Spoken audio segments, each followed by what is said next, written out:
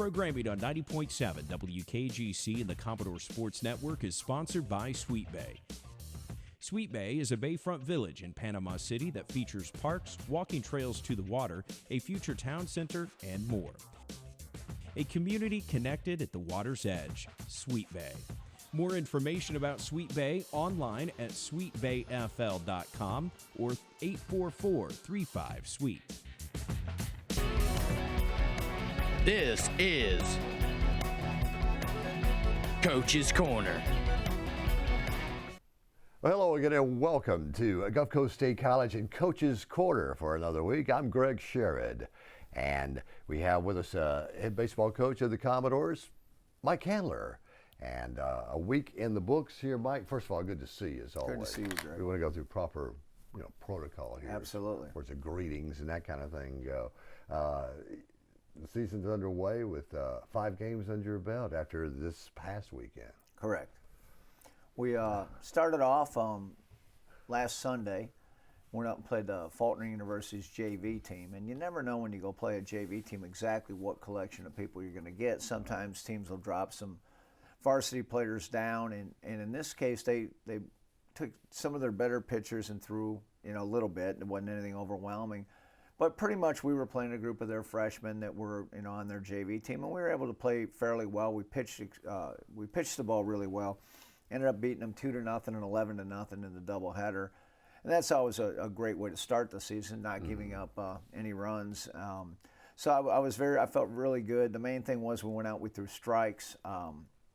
In the box, offensively, I don't know if we competed as well as we needed to, but again, early in the season, sometimes that's to be expected.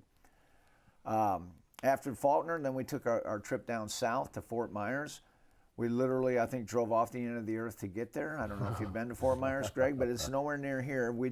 After we passed Cuba, we waved, but Castro, they said he died, so we didn't see him. But anyway, so it was a long trip, but it turned out to be a good trip. We played 3 really good teams from South Florida.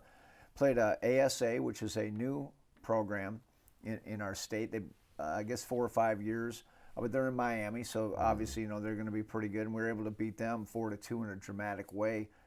Josiah Miller hit a big 3-run homer in the top of the 9th. And then we got beat by State College of Florida, which of course used to be called Manatee, a traditional power. We got beat 4-1 in a really good ball game. Pretty much got dominated by. They had a really good arm. Their starting pitcher, and he dominated us. And then we got beat by Florida Southwestern. We had all kinds of chances, but got beat 4-1 in that one. So, what do you take from the 5 games? Right. What do you take? Well, we've pitched the ball well. That's a nice starting point. We're throwing a lot of strikes. That needs to continue. Getting ahead of batters. We've defended the field fairly well, and we haven't hit a lick. So that's the practice plan going into this week would be, hey, we got to get better. We're bad fundamentally at the plate right now. When you're facing good arms, and that's why we go down and play those quality programs. When you're facing those type of arms, if you're not doing things right at the plate, you have no chance. But you know right away, don't you? Yeah, well, that's the whole idea. We got exposed, and one thing I learned young in coaching, you can't be afraid to lose, especially in the sport of baseball, softball. You have to go out and see the level that you're going to see in 2 months. Now, if we don't make any progress in 2 months, it's not going to be a very good season. But you'd like to think now, sometimes you can get a player's attention because, the ball was consistently thrown by you. You can't get to the fastball, whatever. You can't lay off that sharp breaking ball in the dirt. Well, we got some work to do in practice now. So, so better now than later. Yeah, no kidding. Here in February. Now, taking the road trip as you did and traveling to Fort Myers and getting prepped for all that, one thing that's very important as well is how did the meals and lodging go for you? Well, that was actually smooth, and which was nice. And you say that a little bit. That some people might not understand it, but a lot of these kids have never been on a road trip with a collegiate, or certainly not a collegiate team, but with any team. So they might act silly or this or that, but our group was very mature in the way they did things, and so that makes everything go a lot smoother. But that's another part of the piece of the puzzle that you have to go through it, because as the year goes on, obviously if you're going to go anywhere, at the end of the season, if you're going to get through the state tournament or the national tournament, those are big pieces that you just can't have, people that can't get to the bus on time or those sorts of things. So, but our guys handled that part of it well. I mean, it was a smooth trip. the end of the day, really I consider the trip to be a success. You certainly don't want to go 1-2, but we learned a lot about our team. Yeah, you're not going to learn as much from winning as you are from losing, as the old cliche Well, goes. yeah, I think there's a lot of truth there early in the year. Sometimes you can win and make those same mistakes, and because you won, even as a coach, you overlook the mistakes. You're like, hey, we won, it wasn't that big a deal. But when you have that loss and it stings you a little bit, it gets your attention as a coaching staff, and it also should get the players that we're not going to get away with these sorts of mistakes as we go forward. Right, but again, back to the traveling and staying on the road like that, you get a lot of downtime, and discipline comes in, doesn't it? Exactly, and that's a big part of it. So, they have to learn some self-discipline. You have to learn how to schedule your day a little bit. And in this, we played. It's interesting. We went down Thursday night. We played at 1 in the afternoon, so we got a significant amount of time off. Then we came back and we were supposed to play at 7 the next night, but the game actually got pushed back to about 8 o'clock. Starting off with, and softball team did the same thing, but even it's an adjustment to go from Central Time to Eastern Time. Right. So everything speeds up on you that way because you're an hour ahead. But so we didn't play till 8 o'clock on Saturday night, and then we come back and play at 10 in the morning on Sunday. So it was kind of like we left the field, took a quick nap, and then you're back at the field. So, a lot of those things are again, that's adversity, but, that's what you're trying to figure out. You got to learn how to handle those things because, if you do happen to get into a state tournament or whatever, a good chance that you might be going through that same type of a situation. Right, yeah. I always knew that it's more than BP and infield and stuff like that, but when you're traveling, I always thought it would be cool to be a traveling secretary in the Major League Baseball. Yeah. But there's all the booking of the flights, there's this, there's that. I mean, a lot can go wrong. I mean, and you might not think about it, but it doesn't take much for the whole trip to get upset, and in this particular one, it was extremely smooth. I mean, we've come a long way from the days where we took, the 15 passenger vans everywhere we went. Now we ride nice charters, and so that kind of makes the whole thing a little bit easier. Players can, they got the internet in there and all that. They can be doing their homework or looking at their phones or whatever, so it does pass time a little bit better. You're a guy, when I was in Tuscaloosa, Tuscaloosa, Alabama, and he had been a traveling secretary for the Oakland A's in the days. Yeah. And hearing the stories, and one of the biggest ones, most memorable that came out was just a fist fight in the locker room with Bill North and Reggie Jackson. I'd have paid money to see that fight. That's two pretty strong guys. That's a cool thing, but man, a lot of responsibilities on that. But 3-2 are the Gulf Coast baseball Commodores right now, and Mike Kandler, head coach here for Gulf Coast. 3-2, you got those games under your belt, but now coming up in the first home game, and it's the 2020 Visit Panama City Beach Kevin Miller Baseball Tournament. Yeah, and Kevin Miller, for people that don't know, was a huge part of this baseball program. I was an assistant coach here when Kevin played, and he was a guy that just was a hard-nosed, he's a local kid, Bay High product, and he just played really, really hard, and it was a good era for, he played Bill Frazier's last year and then Darren Mazeroski's first year. Left here, played a little bit at University of Alabama. Came back, helped Maz coach a little bit. He was tragically killed in an automobile accident. It's getting to be a while ago, 15 years ago, actually. And his mother wanted to do something special for to keep Kevin's memory alive. So she actually endowed a scholarship in his name, which every year one of our baseball players gets a little bit extra money because of that kind gesture. And then I said, we can do a couple of things here. One, we have these tournaments, so we named the tournament after Kevin. And I thought that was a nice thing. And we also took the number 10, which was his number.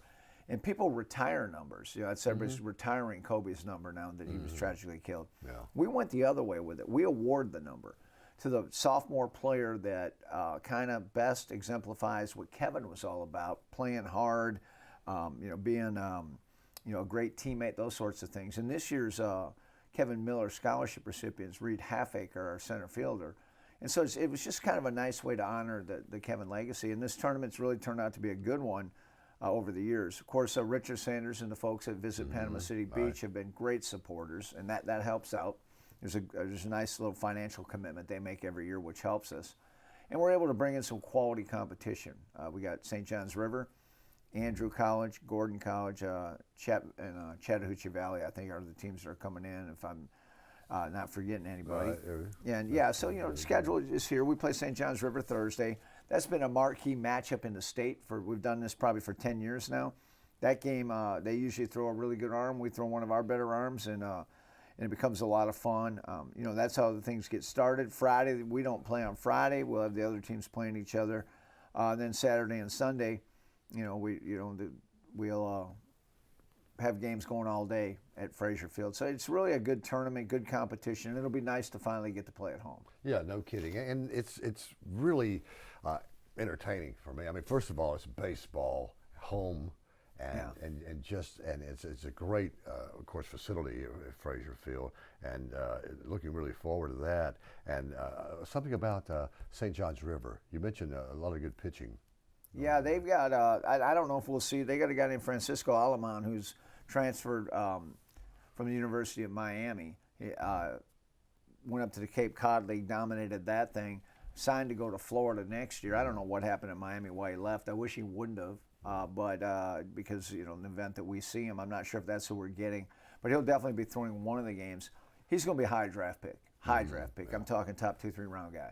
And so that would be just a fun guy. I'm not telling you I actually want to see him, because that makes for sometimes for I'd say a long day. It might make for a quick day, because he can go through us pretty quickly maybe. But it will be fun to watch him pitch, whether it's against us or one of these other teams. And they've got 2 or 3 other guys that are high end. So the strength of their team is on the mound, but they've got a good program. Yeah. Ross Jones has been coaching on for a long time after being an assistant in the SEC for 17 years, and he goes out and finds great players every year. So it's going to be a tough challenge on Thursday. Yeah, and you don't have to be a baseball purist to dig this. And what I'm talking about is seeing future ball players. I mean, players that will go on, and when they're in the big leagues, you go, hey, I remember. He pitched against Gulf Coast. Absolutely. That kind of thing. Yeah, I mean, that's one of the fun things of coaching on this level is that you see, every year we're facing future major leaguers. You just don't know who they are. Right. And there's a lot of really good players, but out of it, some of them will keep rising to the top and rising to the top. And it's kind of fun as you look back after having done this for a long time now, and if you put together a who's who, like the all-time team of people that you've coached against, right, it's pretty impressive. Not just the guys that you've coached, but the guys you've coached against. You're like, yeah, that guy was pretty good. And then there's surprises too. You're like, I didn't really know that guy would ever end up to be all that. Right. But so it's an interesting part of the job for sure. Yeah. Again, the Commodores playing on Thursday against St. John's River, again in that Visit Panama City Beach Kevin Miller tournament. That'll be a 5 o'clock first pitch, and then Saturday at 4 against Gordon State. 1 o'clock Sunday afternoon baseball against Andrew College. Yeah, and I think maybe we can get some people out there now that football is officially over. Yes. I guess, unless there's, I don't know, the Shrine game or something maybe still coming on. But, for the most part, that's done. So hopefully we'll have some good weather.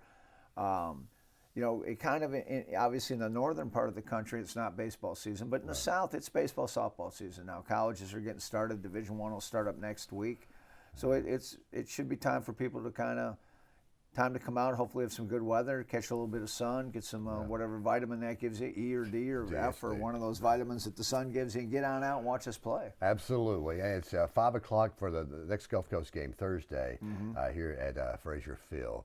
Mike Kandler on Coach's Corner here at Gulf Coast State College. That'll do it for us for this week. Mike, always a pleasure.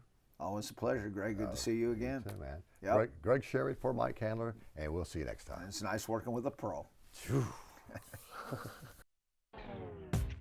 Programming on 90.7 WKGC and the Commodore Sports Network is sponsored by Sweet Bay. Sweet Bay is a bayfront village in Panama City that features parks, walking trails to the water, a future town center, and more. A community connected at the water's edge, Sweet Bay. More information about Sweet Bay online at sweetbayfl.com or 844-35-SWEET.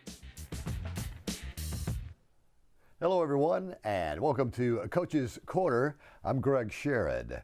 Coach's Corner at this time here at Gulf Coast State College. We're talking with the head softball coach of the Lady Commodores, Scott Thomas. Good to see you again, my friend. Good to see you, Greg. A lot to talk about because, man, you're starting to rock and roll with this thing. Season's underway, and the Lady Commodores are out to a 3-2 start, opening the season last week in Clearwater. We did. We got down to the JUCO Kickoff Classic down in Clearwater. There at the Eddie Seymour Complex, which is in fast pitch world is a famous place. The Clearwater Bombers played there. They played some national pro fast pitches playing there. Yeah. So it's a neat place, and it's kind of a great place to start. But things started out pretty well. We had a good weekend. Went 3-2. We had. In all honesty, we had one really bad inning in one game, and we had one really bad game. Otherwise, we played pretty well. Yeah, starting out the season with a win against Miami-Dade. Pretty good reputation, a 16-4 win. We hit the ball. I would say that Miami-Dade's still, like everybody else, your first game out, you're looking for answers to see what you're going to have. And we had a lot of good energy and played pretty well right out of the gates. Oh, well, offensively, putting up 16, 12, and 10 runs in 3 games. That's I was pleased with the way we hit the ball. We had really good contact. I thought even in the Georgia military game, we lost 9-5. That was the one where we had the bad inning. It was raining, and I think they took advantage of it a little bit, or we took advantage of it early in the top half of the first, and then they took a lot of real advantage of it in the bottom. It started raining a little bit harder, and it finally settled down, and then we settled down and played a little bit better. But it was a good, solid game there with that. But other than that, I thought we hit the ball well. At Santa Fe, we just didn't play very well. We didn't show up. Had outstanding performances by your right fielder out of Cocoa Beach. Yeah, Summer Johnson, I tell you, the kid is, she showed what she's capable of early. That may be not a great thing, to be honest with you. We get scouting reports get out there on her. But I think, she hit about 579, I think, for the weekend, hit 4 home runs. And they weren't cheap either. They were stroked. And then, she had, matter of fact, I got mad at myself because she was 4 for 4 with 2 home runs, a double, and a single, and I pinch hit for her coming up the next time, and I was like, daggone it. Any coach would know that you at least give them at least one shot at the cycle, but I didn't. I kind of let that one go. So anyway, it's tough to get a triple, and much tougher to get a triple in softball than baseball. But boy, if that's a sign of things to come out in right field, or especially behind the plate, at the plate, you're going to look forward to some good things. I think so, and we've got her in the 5-hole, which is good because we've got a solid sophomore in front of her, and Taylor Robinson kind of protecting her a little bit, and pick your poison, which one you go throw to, type of a thing. So I think it's a good setup, and we have a really good stick behind her, and Hannah Seegers too. So somebody's going to see some good pitches. Outstanding. Well, how do you feel about that starting the season out? Road trip. You head to Clearwater. You play 5 games. You got it under your belt now. I felt, it's kind of like, for me, it's like riding a bike. You're back out there and doing it again, and I felt very comfortable. The girls are really buying into the things that we're telling them. They're making adjustments as we're going. So I was pleased overall. I thought we did pretty well. As I've told a lot of people, we had a really good weekend, not a great one, and there's a lot of improvement, and that's what you're going to expect your first weekend out. Yeah, not just on the diamond, but on the highway, traveling and doing the hotel room thing, and this and that. Sometimes you gotta. Well, I'm fortunate. Tonight Tucker, Coach T, as what we call her, she handles most of that stuff, and in fact, she handles it all, that and the meals and getting that stuff going with the buses. So I'm very fortunate from that standpoint, and she's been there, done it before, and things went flawlessly. So it was really good. That's very important, and prepping for those games too. You don't just put on the uniform and take a little BP and infield and stuff. We were like baseball too. We had a game where we played Saturday night. We got off the field at 10:30, and then we had to be back at a 9 o'clock game Sunday morning. So, it's kind of you kind of come in on Sunday and kind of do a show and go, because you don't want to get them up so early. So, but it didn't affect us. We were able to take advantage of it. Outstanding. Now we move on, and this coming weekend, Friday, Saturday, and Sunday, Visit Dothan Invitational. Yeah, Visit Dothan Invitational. Chipola is the one that runs this tournament. The Hendrickses are kind of run this thing. Bring some great teams from all over the country. I think even on our schedule, we play 3 teams that are nationally ranked. So it's going to be tough. We got Meridian out of the gate. I think this is their first weekend playing. I know it is actually. And then you have Southern Idaho and Salt Lake that's out from out west that are ranked. And then right here in Florida, you have Central Florida and Pearl River. Pearl River is the other one that we play. So it's Central Florida is really good, Southern Idaho and Salt Lake. Right. Good competition early. You like that? Oh yeah. We've got to go play the best to be the best. I've always thought that. We've always played a tough schedule, and it'll pay off for us in the long run. Just a reminder, this man, Scott Thomas here, do Division I ladies softball at Virginia Tech.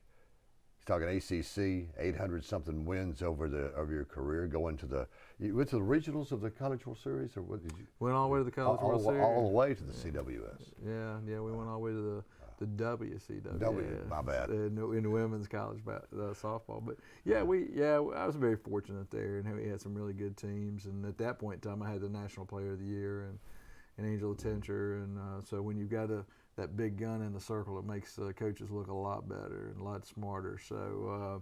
So anyway, but we had some good teams. We made it to a lot of conference tournament championships. We played in 3 different leagues, and I don't know. Yeah, it was good. But I'm enjoying it here. I'm enjoying this level. It's I tell you, I saw some really good kids, a lot of Division I type kids, and I think we have a few of those ourselves. When you were at Virginia Tech, did you get a lot of JUCO transfers? We had some. We actually had a couple from TCC. Didn't have any from Gulf Coast, as it turned out. But we had a couple from TCC over there back in the day. In fact, one of them is now assistant coach at Pensacola State. Yeah. And so we got to hang out at the hotel and kind of catch up a little bit, and Jennifer McKibben. But, we've had some from Jacksonville and from out west. And it was a tool that we utilized. Gotcha. Scott grew up in Blacksburg, which you can't get there from here. You ever try to get? It's like you can't get in. You can't get to South Florida from here. I'm telling you, you have to go. You have to go a long way east to go south. But I was going to mention that Scott grew up in Blacksburg, and would later, of course, become the coach there for years. But in between, you went to East Tennessee State. Mm-hmm. That's where you got to college, and was a fraternity brother of one Kenny Chesney, ladies and gentlemen. Yeah. How did those years? Kenny's a good guy. We went through put him through initiation and stuff, and we didn't have, and if people are going to think, it's this, I think you might have another, type of thing. We had a fraternity in Lambda Chi Alpha. It's a no hazing clause, right. And so I never was hazed. We never hazed him or anything like that, and so it was a real positive experience. And he was a great guy. And he would always show up to parties late because he was watching Nashville Network and picking up songs that he could cover, watching people, and then he would kind of play covers at local places. But good guy. Yeah, but with Kenny Chesney, did you play with him? Because you play. I never played with him at the time, but I will say that he kind of got me started. He knew I could sing, and he had heard me sing and some other things that we did through the fraternity. And he said, and I said, I'd love to be doing what you're doing. And he said, well, man, you need to learn 3 chords and learn GCD on a guitar and start learning songs. And basically that's what I did. I learned GCD and started learning. Then he went to Nashville, and I stayed and actually was part of the bluegrass music program, which is what he was started at there at East Tennessee State. And I still like to play some open mics and stuff. I haven't gotten into it here yet, but I'm hoping to do that. I sure hope so. Is it mandolin, maybe? Guitar? I can play mandolin, but not very good. Man, I play guitar, and I'm more of a rhythm guy at that. So it's a means to an end to be able to sing a song. Well, that's great because music is the universal language, and absolutely. It should bring everybody together one way or the other. But and then getting over into back to the softball. First few games, overall, what kind of grade would you get it if you could get that specific? Let's go B minus. Let's go. We were Yeah. better than average. We still got a ways to go, but I thought at times we had A efforts. There were times that I thought we didn't do some little things well, and I told them that. I was like, if we can minimize those little things, is going to be, and learn from them, not continuing to make the same mistakes. And so I thought we did good. I thought we really fought at the plate. I was pleased with our at-bats. We struck out just a handful of times. We really put the bat on the ball. I was pleased with that. I thought the only thing that I would say a little bit different is I thought once we started hitting the ball out of the park, then all of a sudden you're trying to do too much. So you got to stay within yourselves, and we'll get better. That's a maturity type thing, and we'll be better. And you guys are getting used to each other. To coach. And the pitching side of it, Brittany Krausen has threw her heart out. Tried, she threw a lot of innings. Taylor Lee threw well, and given, but they've still got some maturing to do for this year, getting those arms loose and continuing to are stronger to pitch. And then we even threw Emily Greek out there. She's normally our shortstop. She's pretty imposing out there at 6'1", throwing. So we'll get her out there. She's known as the Greek freak. She doesn't like that, but that was actually she was a shot blocker in basketball in high school. So anyway, pick around. But she's a very capable athlete to be able to do that. Yeah, that's great. I appreciate the nickname because so many of them are lousy over there, or else they give them to themselves. I like it when the teammates or the press do it. That's more than absolutely. Anything. But the softball schedule, again, I want to remind you, Saturday against, let's make this Friday, and the Visit Dothan Invitational on the road in Dothan against Meridian. And then you also play Southern Idaho that night. That's correct. So we play 2 Friday, 2 Saturday, and then just 1 on Sunday before we come on home. So, and it's nice to just be up the road at Dothan. I'm excited to be up there, and that's a community that seems to really embrace softball. I've been recruiting up in that area. Their high school team is very, very good, and talked to a lot of guys up that area. So I'm excited to go up there and see what the environment's like, and see who's hanging around. Excited for you, Scott. Yeah, man. Another week of Coach's Corner. Scott Thomas, best of luck as we head into the early part. Still February to go, but always the best, man. Absolutely, Greg. And we'll see you. Sounds good. See you next week. Coach's Corner brought to you by Sweet Bay. I'm Greg Sherrod for Scott Thomas, and we'll see you next time.